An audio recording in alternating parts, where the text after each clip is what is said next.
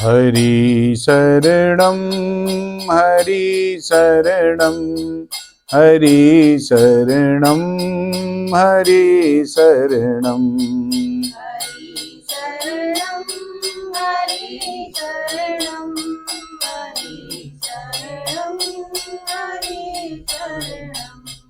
हरि शरणं हरि शरणं हरि शरणं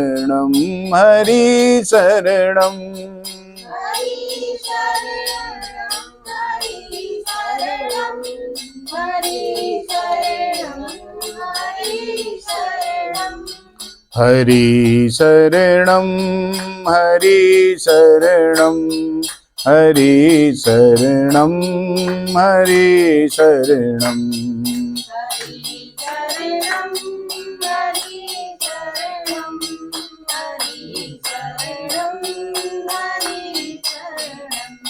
हरि शरणं हरि शरणं हरि शरणं हरि शरणं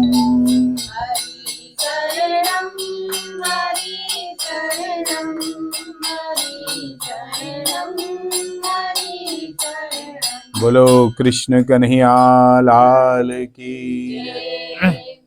आज सभी वैष्णवन को प्रबोधनी एकादशी की जय श्री कृष्णा, जय श्री ब्रजवल्लभ, जय गिरिराज जी।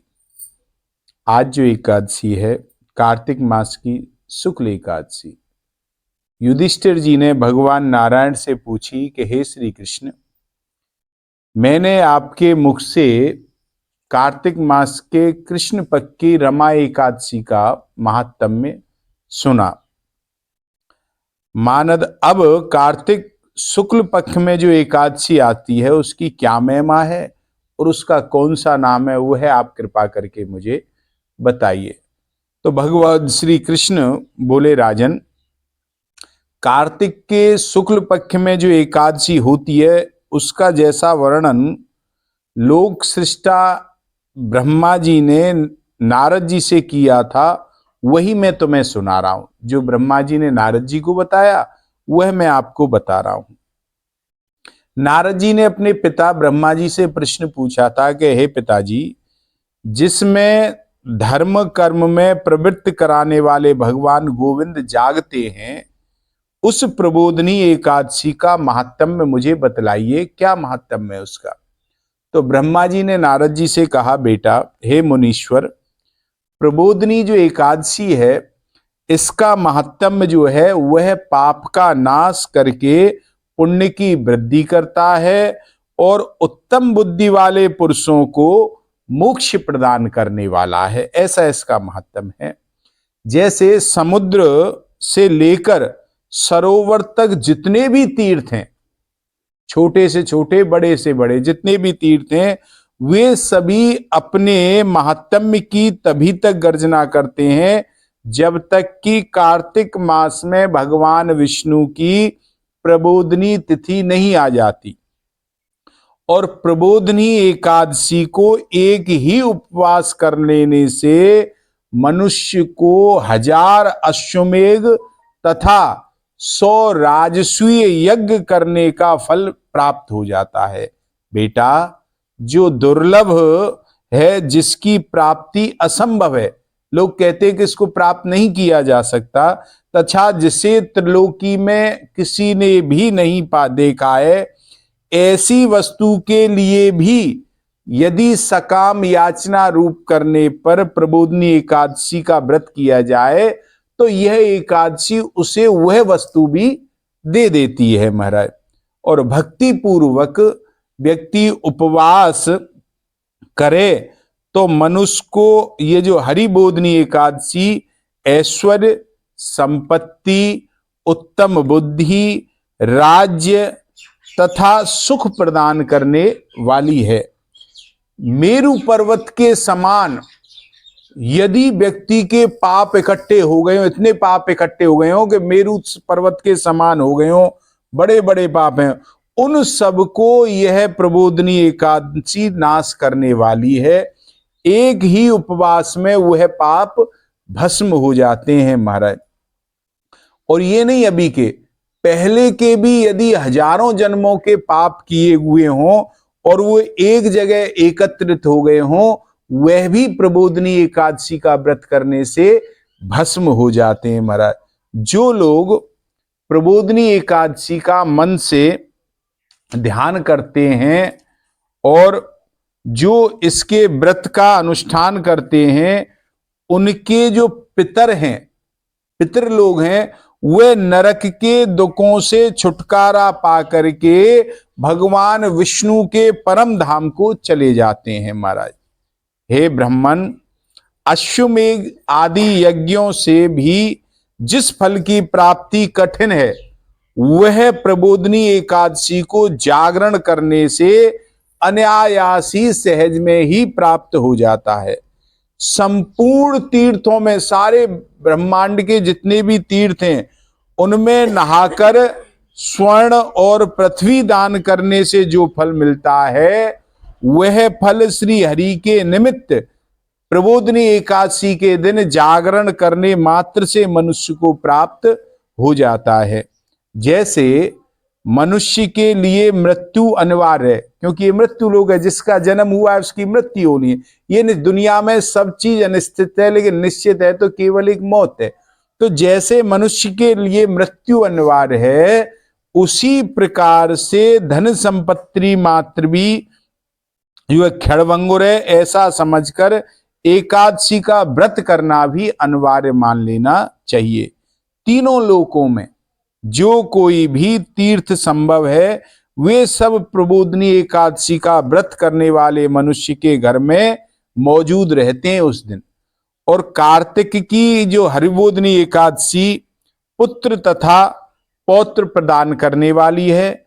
जो प्रबोधनी को उपासना करता है, वही ज्ञानी है, वही योगी है, और वही तपस्वी है, और वही जितेंद्रिय है, तथा उसी को भोग और मोक्ष की प्राप्ति होती है।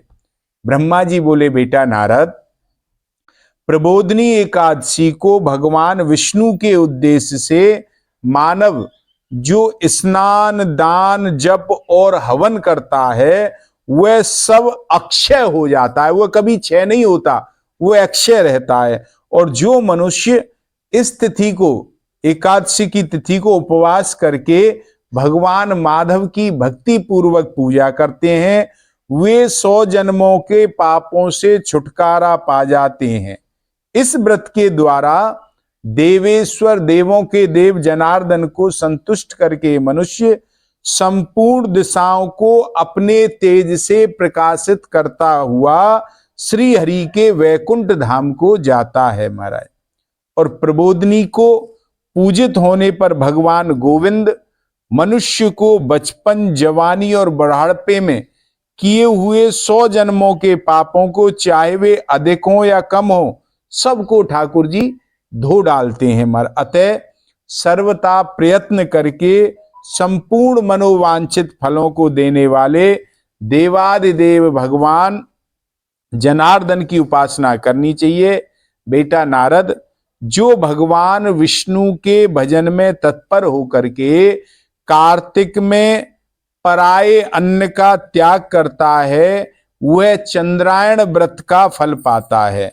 और जो प्रतिदिन शास्त्रीय चर्चा से मनोरंजन करते हुए कार्तिक मास व्यतीत करता है, वह अपने संपूर्ण पापों को जला डालता है और 10,000 यज्ञों का फल प्राप्त करता है।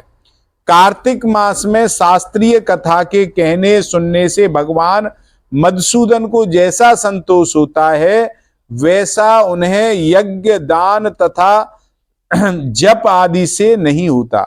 जो शुभ कर्म परायण पुरुष कार्तिक मास में एक या अधिक श्लोक भी भगवान विष्णु की कथा बाँचते हैं, उन्हें 100 गोदान का फल मिलता है महाराज। हे मामुने, कार्तिक में भगवान केशव के सामने शास्त्र का स्वाध्याय तथा श्रवण करने चाहिए।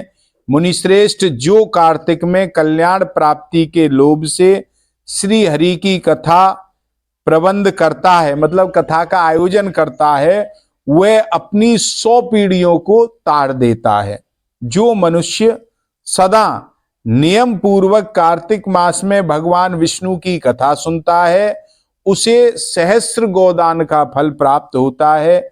और जो प्रबोधनी एकादशी के दिन श्री विष्णु की कथा श्रवण करता है, उसे 7 दीपों से युक्त पृथ्वी दान करने का फल प्राप्त होता है। हे मुनिश्रेष्ठ, जो भगवान विष्णु की कथा सुनकर अपनी शक्ति के अनुसार कथावाचक की पूजा करते हैं, उन्हें अक्षय लोक की प्राप्ति होती है। नारद, जो मनुष्य कार्तिक मास में भगवत संबंधी गीत और शास्त्र विनोद के द्वारा समय बिताता है, उसकी पुनरावृत्ति मैंने नहीं सुनी, उसका जन्म मरण से छुटकारा हो जाता है। हे मुने, जो पुण्यात्मा पुरुष भगवान के समक्ष गान, नृत्य, वाद और श्री विष्णु की कथा करता है, वह तीनों लोकों के ऊपर विराजमान रहता है।